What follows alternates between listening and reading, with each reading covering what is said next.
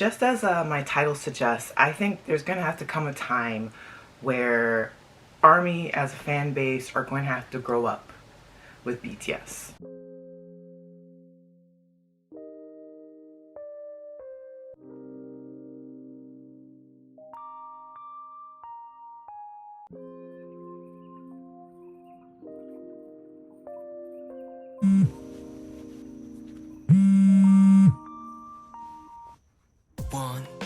I'm Monique. I am the host of Off by Purple Heart podcast, where I talk to you about the latest K-dramas, C-dramas, BTS, and whatever else I want. And today's episode, I am going to talk about the new release from Jungkook, 3D, featuring Jack Harlow, that is currently doing a lot of numbers and is bringing about a lot of controversy. And I guess I just wanted to rant for a little bit.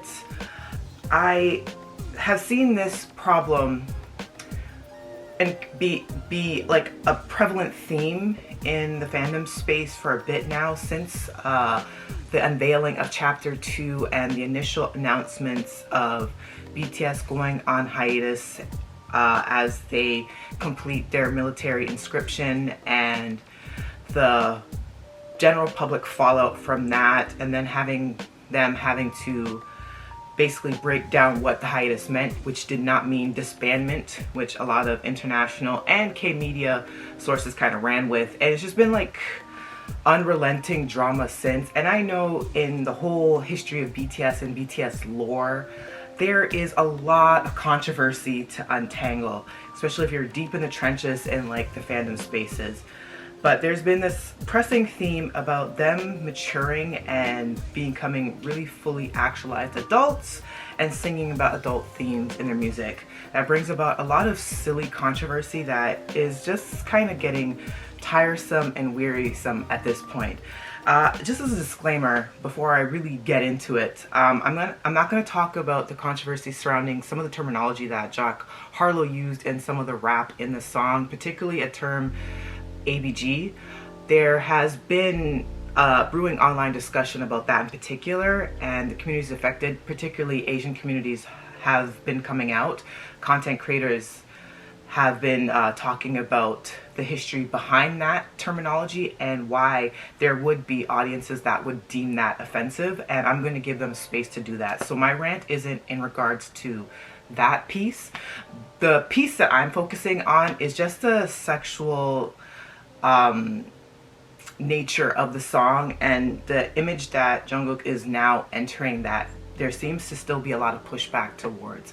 And it's kind of irksome to me because someone had mentioned this on Twitter, and I think it was really good analogy, that a lot of the fans that have come into the BTS world now really look at BTS as a family-friendly group, and that they have like this Disneyfication of their persona.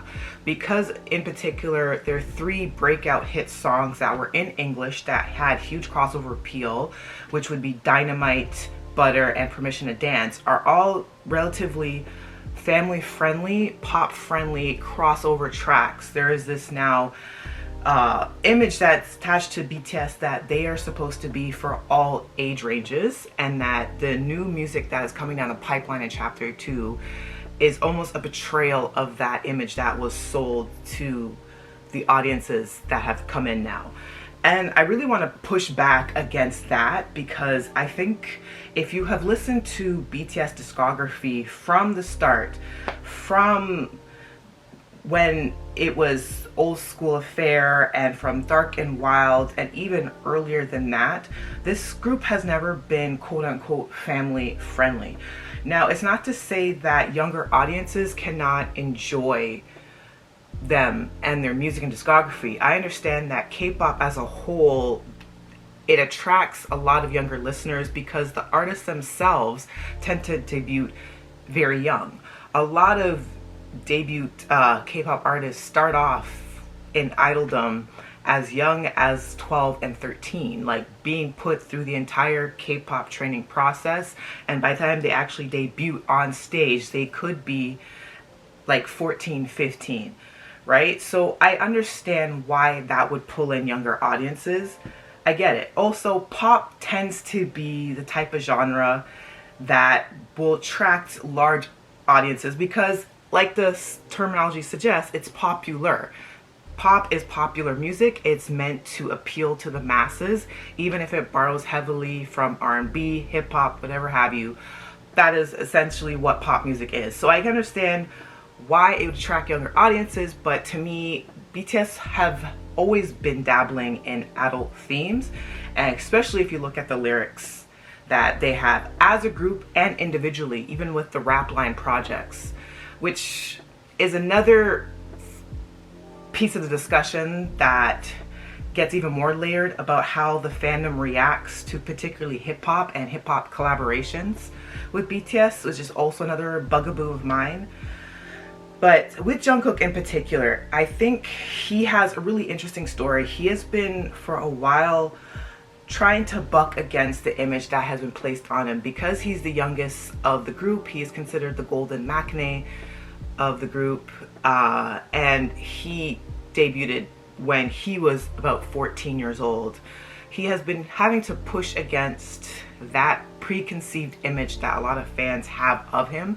A lot of fans grew up with him, and he himself has been trying to kind of reclaim his identity.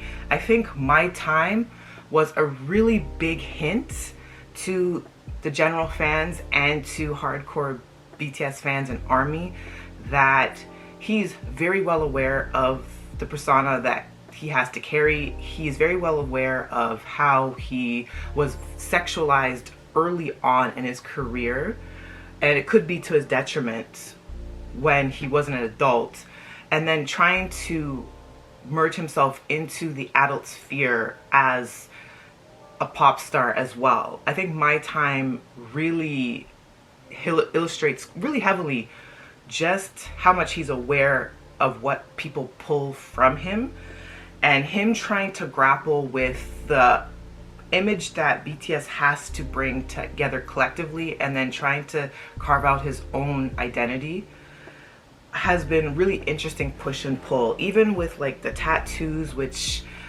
won't even go into just how tattoos used to be something that was quite controversial for Korean audiences, and with the piercings and what have you, and just the gradual aging up of this image, and then the lyrics themselves that he and the group were singing, and then what he does now as a solo artist. And there's just been this really concentrated pushback, and I keep hearing things of, this is not the BTS that I was sold to, this is not the BTS that I want to listen to, I really do not like the graphic nature of these lyrics, it's too much, it's very misogynistic. And I want to hold space for that, because there is a lot of misogyny that's unchecked in a lot of pop music and just in top 40 music in general. And I'm just kind of flabbergasted, because the lyrics that I'm hearing from Jungkook, from 7 and from 3D that was just released, is I'm hearing a level of admiration and adoration to his partner, whoever partner is to be in the subject matter of these songs. And I guess I'm just kind of scratching my head, what misogyny? what misogyny are we talking about here? What degradation of women, what level of hatred is being spewed in these songs about him having an intimate partner 7 days a week, and him talking about him wanting to see his partner in 3D in intimate acts? Like, I don't know what is going on. And maybe I do sound ignorant right now. This is not well formulated. I just kind of ranting off the cuff, because it's really taken aback. Now with Jack Harlow and his rap in particular, and him talking about, you know, 1 girl is boring, you know, 2 girl is this, 3 girls is that, and then 4 girls, I'm a whore. I almost took that as like self-deprecation on Jack Harlow himself, and there just seems to be a general lack of understanding of hip-hop within like the army sphere, and that's like a whole other layer discussion, because I could tell you, as someone who is a black woman, I am more than well aware of misogyny that is present in hip-hop and R&B, and there's a lot deeper conversations to be had about that. But there just seems to be a general lack of understanding of hip-hop terminology and just expressing that you want to get laid. I don't know what else to say.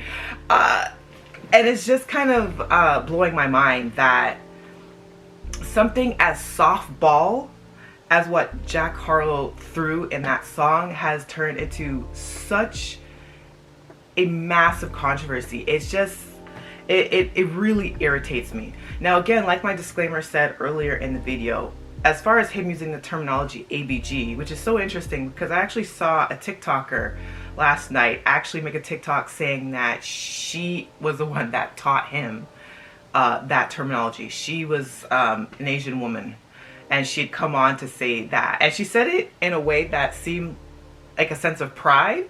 And it's so interesting because if you look at her comment section, it's full of comments saying, girl, you don't know what hell you just started within the fandom. So I'm gonna hold space for that, because I'll be honest, my understanding of what that term means and what I'm seeing other Asian creators come forward and state leads to me that there is a discussion to be had about using that term and how offensive that is. And that I will absolutely hold space to. People absolutely have a right to come forward and say, you know what, this isn't appropriate in any stretch of the means. And it's even more baffling that he would use that term, because as far as we could see in the video itself, there wasn't even any women that are of Southeast Asian descent to use that terminology for. So it's even more perplexing as to why it was necessary, and it just kind of takes you out of the song itself. But there is just this lack of wanting BTS to grow up that is really irksome to me, because they have always had adult themes in their music. And I know one of the earlier controversies as far as lyrics in their songs was War of Hormone, which was labeled to have a lot of misogyny embedded in the lyrics. And I've read some of the lyrics and I could see where that interpretation would come from, and then the group having to issue apology and essentially take that out of their set list. And I know Namjoon has spoken about having to speak with like scholars that specifically deal in feminist literature to kind of combat that pushback, because that was something that was very seriously going to affect their bottom line. And it was definitely where the fans really took a stand, and BTS had to kind of self-correct. And I'm not saying that in a sense that BTS are above criticism. I'm not. I know when it becomes a point in like stan culture, there is this level of betrayal that stans feel, that if you're openly critiquing your favorites on public platforms. And I'm kind of caught in between two worlds with that, because as just a music lover in general, I am used to audiences saying flat out if they don't like a song, what they don't like about it, and it not being anything. But that's coming from like a West mentality in general, and growing up with North American artists, even artists outside of North America, but just as a North American citizen in general, and listening to music for up to 2 decades, right? There is that level of, you could just say whatever you want. But I also know in the time that I grew up, and when the internet was forming what it was, social media wasn't what it is now. And there was a level of anonymity in talking about, hey, that song's not really for me. And ultimately, artists would be able to decipher, hey, my audience didn't really respond well to that, by the performance of it on the charts. Nowadays, the music industry has changed so much that streaming has completely disrupted the music industry as a whole. And because of the boom of social media and what it is today, there isn't that barrier, there isn't that fourth wall, there isn't that level of anonymity as much now. There's so many front-facing content creators, and it's kind of surreal in a way, because I know Jungkook himself is on TikTok, and is very active on it, does dance challenges on it, and knowing that just on the eve of him releasing his second track off of just all of the goodwill that Seven brought in, and to be kind of faced with that much scrutiny and that much controversy like right off the bat, and knowing that the person themselves are seeing the onslaught of criticism in real time, it's kind of distressing to me a little bit as someone who is really deep in the fandom, and I kind of don't know what side to come out of it. Should people have space to be able to say honestly, hey, this song really wasn't for me. If it's for you, great, I love that for you, but for me personally, it's not really my cup of tea. I'll wait for the album, or I'll wait for the next track. Or is there space to say, no, these lyrics are super misogynistic, I do not like this is not the artist that I signed up for, which I push out back against, because to me BTS have always have extremely intimate, mature lyrics, and if you read them and actually comprehend them, you would know that. And knowing that the artists themselves are seeing that criticism like onslaught, and especially the way TikTok as a platform works, and as someone that creates content on there specifically about BTS, there's a level of discomfort in that, you know, and it just kind of leaves me feeling kind of disappointed and hollow in a way, because it just seems like with Jungkook in particular, there just can't be a moment of peace. Like there has to be something. Like just in chapter 2 in general, since it has come about, I mean, just the emotional heaviness of knowing that the members have to enlist, and with the 3 members that have now enlisted, and how each one of them have gutted me personally and have gutted the fandom, plus with BTS's image maturing a lot more, which it would make sense to, because they're all in their mid to late 20s, and you have a couple members that are already in their 30s. You would think that would be understood, but just in general, it's just a chaotic mess on the timelines, and I'm just kind of left flabbergasted, because yeah, I wish there was just a moment of peace in Army Land, but I know that with the group being as big as they are, with the level of attention and eyes are always constantly on them, there is just going to be that sense of chaos, I guess, that chaotic energy, and it's just at that point where I guess you just have to choose as a consumer to disengage from the fandom, I guess. I guess that's the overall solution to that. Anyways, that is my rant. That's my rant today. I just had to get that out, because, you know, you think that just the release of 3D and Jungkook getting a big Western collab like Jack Harlow would just be all celebratory and it would just be cool, but no, it cannot be. And I could get into a discussion about how the fandom reacts in particular to BTS collaborating with Western rappers, and the problems that a lot of the fandom have with rap in general, and a general misunderstanding of it. But that would turn this episode into 2 hours, and I really don't want to deconstruct that right now, so I'm gonna leave it at that. But thank you for watching this rant. And if you're listening to the audio version of this on Spotify, I appreciate you as well. Till the next video, bye.